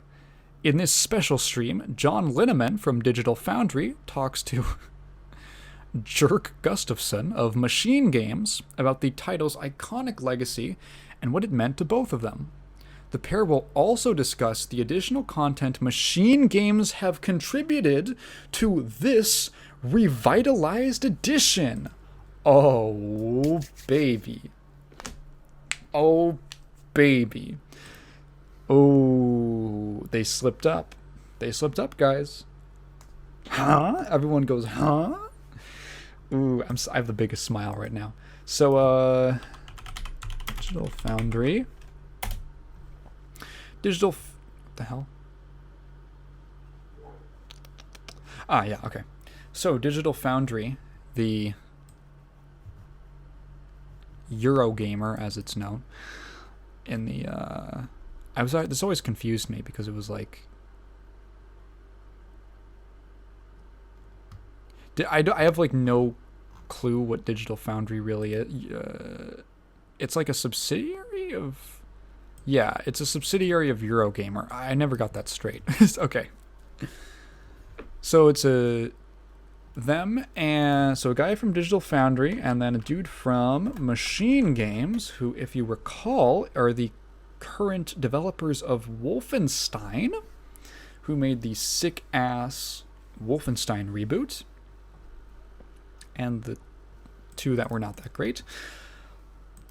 They're going to be on a panel talking about Quake, and Machine Games have contributed to a revitalized edition. So there's some kind of new version of Quake. Probably it could be a remaster, it could be a remake. It says revitalized. And it's going to have some, probably, my guess is that Machine Games has a I can't tell you what's going to happen. There's a possibility that it's a full remake with like new assets and everything. That Machine Games has like maybe used their Wolfenstein engine on or something similar. It could be just a remaster with better, just a bunch of quality of life things, widescreen support. Ooh, like a soundtrack listener. That would be good. Quake's got a bomb soundtrack. And probably some extra content. Honestly, probably really similar to what they did with Doom 64. So, Doom 64, I love Doom 64. That's a really good, I don't know if I love it. I really like it. Doom 64 got a re-release on Steam after years, decades of being locked to the N64. It came with a bunch of new, basically, again, like a bunch of quality of life features that you would expect out of a modern game. But the original game still preserved, everything intact. And it came with, I think, 2 new levels. So, what they might do...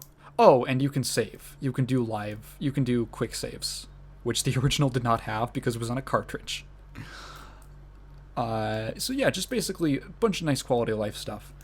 I would not be surprised if this new Quake version is similar to that, because, you play the original Quake and you download it off Steam and you basically have to use a source port. And source ports are great, but it's just like, and like, I'm used to doing that for playing all these classic shooters, but it is like an extra step and it's a little eh. And what I like about Doom 64 is that I can literally just click a button and play it. And that is really, it's the convenience of being able to go to my library, click on the game, and then hit play. Do I not have, what the hell, why is, Doom 64 is on that, okay. Right, okay. So I was looking at my Steam library. I couldn't see Doom 64. I was like, why is it not? Oh, I had it set to only the installed games to show on the sidebar. The convenience factor is a big deal. And I think that it would be really nice even if it's not a huge revival of Quake. It's just nice to have that. Like, okay, the game, it's coming back, it's getting a touch-up, it's getting the love that it deserves, honestly, because Quake has not... all those old id titles need a little bit of... it would be nice if they could get a little freshening up, right? And honestly, Quake is a series that I think would be great to come back, especially now, because... the new Doom series it's an evolution. So a lot of people have compared it to, it feels honestly like, in terms of like movement and stuff, it feels a lot more like Quake than Doom, especially with like, the verticality and all that. And it's funny because Doom Eternal feels, or Doom 2016 and Eternal, they feel like evolutions of the original Doom. Like, really big 20-year evolutions, but they do feel like evolutions. Quake is also basically just an evolution of the Doom formula, so it kind of makes sense, right? It if you're comparing only the Doom games, it's like, okay, yeah, it feels more like this other thing, but then you're like, well, Quake was kind of like basically the successor to Doom for a while before Doom 3 came out, and then after that it was really quiet. And Quake is a series that I think that they've almost been setting up. I have not played or even like really watched the Doom Eternal DLC, but the fact that it's called The Old Gods is a big hint to me that they're probably gearing up to do some kind of Quake comeback, right? Because Quake, the original Quake, was always based around... Doom was about hell and demons and Satanism and stuff. Quake was more based in, like, Lovecraft mythos and weird eldritch horror. But it's a series that always suffered from... It had an identity crisis. Because Quake 1 came out, and then you can tell, because it had a rocky development... You can tell there was a point where they just kind of threw their hands up and they were like, let's just make it like Doom. And like the 4th episode of Quake basically just starts bringing in all like the hell imagery, and you're like, where? I thought we were Really? Okay. Thought we were doing the other thing. We're going back to this. And then Quake 2 wasn't even supposed to be Quake 2. It was supposed to be a different game, and then they went, let's just call it Quake 2. And then Quake 3 was entirely online and had no story and a very weird, like, kind of all over the place aesthetic. And then Quake 4 was sort of a successor to Quake 2. And Quake Champions is a successor to Quake 3. And so the series has this huge identity crisis where, like, besides a gameplay identity, people don't know what Quake is from, like, an aesthetic level. Like, you know, Doom. Doom has the gameplay identity, but it's also just got, like, the aesthetic. It has the look. It's like Doom, heavy metal, hell, shotguns, Space Marine. It has all these things that just hits you. Like, you look at the cover of Doom and you're like, yeah, I know exactly what this game is. You look at the cover of Quake, and it's kind of, you know, it's sort of mysterious, it's sort of interesting. But it changes. It changes so much. And Quake has never had a consistent identity outside of mechanics and movement and stuff. And I think it would be really rad if in this new era of this people going back and having this appreciation for the classic style of, like, movement-based shooters, that Doom 2016 is kind of really credited with bringing back. I think it's a perfect environment to bring back Quake. I think if, like, the Doom Eternal DLC wraps up and they go, okay, now we're doing Quake, I think it would be great. I think it would make perfect sense. Because Quake, in a lot of ways, even the original game, honestly, I don't like Quake 1 as much as Doom. There's a lot of things I like about it. I think the movement is wonderful. It feels great to control.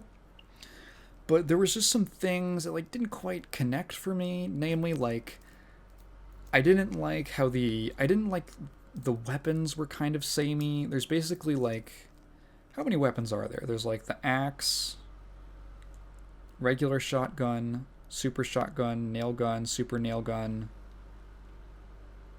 grenade launcher, rocket launcher, and the lightning gun rod thing.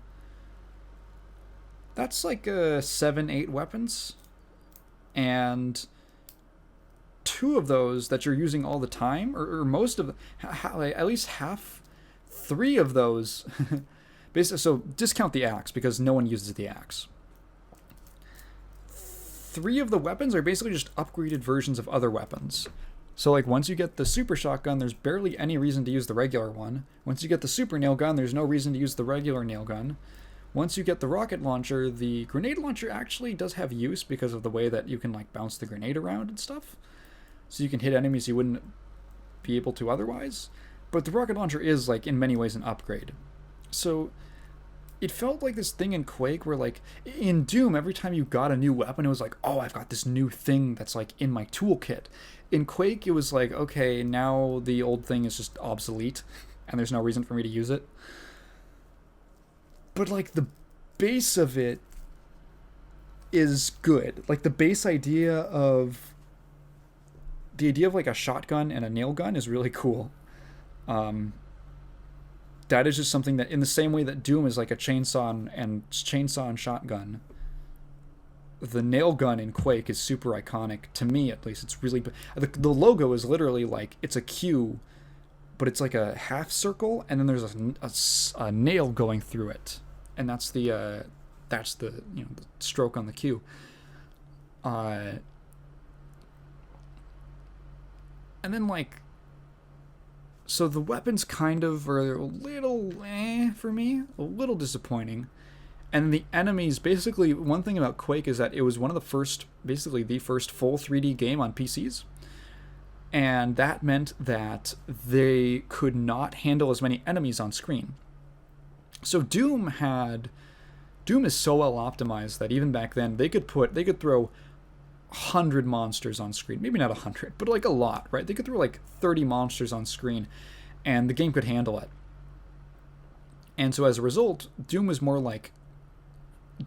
ready to throw a ton of enemies at you. Quake literally could not because of the hardware limitations. So the enemies as a result end up being, there's less of them, but they have more health basically. They're more bullet spongy, and it's just kind of less satisfying for me because I would rather take the feeling in like when you play Doom and there's like 3 imps and you just shotgun all of them and like they all just fall over and there's a huge like explosion of blood. That feels great. That feels really satisfying. In Quake, it's like, okay, there's one enemy and I'm gonna have to strafe around and just hit them with the shotgun over and over again. And then they fall over and die. And that's just kind of like not as satisfying to me. Now I think that there's ways that you could, if you literally just took the formula and the ideas from the new Dooms and you put them into a Quake environment and really leaned into the Lovecraft thing, which was just kind of abandoned and never revisited, unfortunately, but it's so cool. I think it could be really awesome. I don't know it would be, it'd have to be different. There should be it should have differences from Doom. I think if you wanted to, like, you could probably do a lot of really cool things with the nail gun from like a mechanics point of view. Like I don't know, augmenting your nails with something to give them different effects, or like I'm just thinking about like, in like Dead Space, you can like chop off the monster's like limbs and that has like combat implications. You might be able to do, what if you could do like a similar thing in like a Quake game where you could like, because they already had this technology in Doom Eternal where like you hit an enemy and then as its health lowers, like pieces of it will like fly off. What if you could do like a similar thing in Quake where like you can hit an enemy with like a nail gun or something and you could actually like disable part of it, and so they could be these really interesting like duels with enemies. That could be really sick.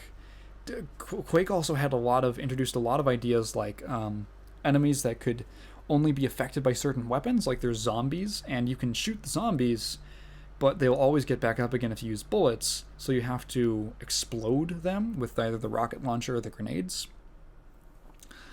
There's a lot of things in Quake's original design that could be integrated, could be updated and expanded upon in a new game. It's all there. Even like, because Quake 2 even has a bunch of like interesting horror stuff, because one of the things with Quake 2 is it's not like Lovecraft eldritch monsters. It's basically like weird aliens that are like half machinery, and there's some really kind of creepy body horror with like a lot of the enemies just they're like these weird combinations of like metal and flesh in a lot of the same ways that Doom kind of went for like this melding of like demons and technology. Quake sort of had this same thing, but with these this Lovecraft eldritch aesthetic. You could do like you start out and it's a lot like Doom where it's in like a tech, this is kind of how Quake starts anyway. Quake starts with like you're fighting soldiers, and then eventually you go into Nightmare World. You could do like a similar thing with like you start out in like going through these tech bases or whatever, and then there's like these weird fusions of like flesh and metal, and then you go through a portal or something and you end up in Monster World. It could be really cool. I think that could be really, God, it's all on the table. It's on the plate. It's on the plate, guys. It's in the cupboards. All the ingredients are there to make a really cool Quake game. Oh jeez. I've been rambling for so long about this. Man, I didn't end up covering a ton of ground on this podcast. I feel like I usually talk about more. I'm super stoked for QuakeCon. Man, I was looking at the schedule. So I was looking at the schedule, and because it's like Bethesda now, it's so funny to look at the panels and just see how few of them are actual like id Software games. Let's actually do a count. Let's do a count. So there's a couple things. It's like, there's Welcome to QuakeCon. There's like there's like a little fundraising panel. So ignoring the things that are not based around games. Let's see. Welcome to Quake. Okay, celebrating 25 years of Quake. Okay, that's kind of that's opening the thing, opening the event. Deathloop. So let's count how many actual id Software things are represented at QuakeCon of the actual panels that are devoted to games. Quake. Next is Deathloop. Next is Fallout 76. Elder Scrolls Online. Skyrim. Doom Eternal Studio Update. Okay. Fallout 76. Fallout 76. Fallout 76. Quake. Deathloop. Quake. Elder Scrolls Online. Skyrim 10th Anniversary. We're at 10 on the non-Quake, on the non-id right now. Quake Champions. Okay, we're at 5. So we got a 1 to 2 ratio. Elder Scrolls Online. Elder Scrolls Online. Doom Eternal. Elder Scrolls Online. Doom Eternal. Fallout 76. Quake World Championship Grand Finals. Elder Scrolls Online. So that's like 15 non-Quake things and 15 non-id Software things and 8 id Software things. A little disappointing, but it's Bethesda. What are you gonna do? I'm totally gonna watch it. Might even be fun to do like a live stream. Because it's in like the afternoon in my time, so that's cool. The only panels I'm interested in, Quake. Honestly, like, they might literally kick off the thing with the announcement of this Quake remaster. I think that would be a really good idea, because the first panel is celebrating 25 years of Quake. Wait, so wait, is that the same one? Wait, which one is it? No, Let's Talk Quake is at 10:30 on the next day. Yeah, I might actually it might be fun to do a little live stream. That one. I'm not interested in Deathloop. I'm not interested in Fallout 76 or Elder Scrolls Online. Doom Eternal Studio Update might be fun. Let's Talk Quake. Code Orange vs. Quake. Honestly, it might not be fun to live stream it.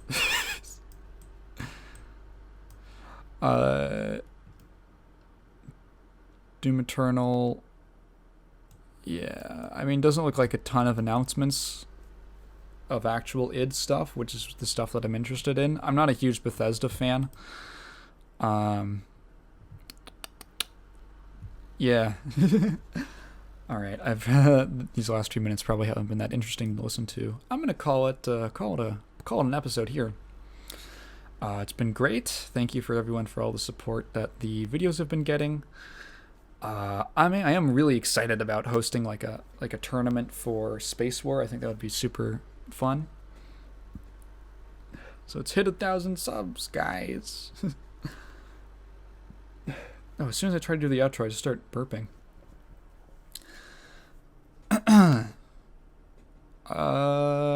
Yeah, it's been great. I always love doing this podcast. Feel free to leave any questions, any comments below. I'll try to answer anything on the next episode. We can talk about Quake next time. And yeah, let's have a good day. Let's have a great day. Goodbye.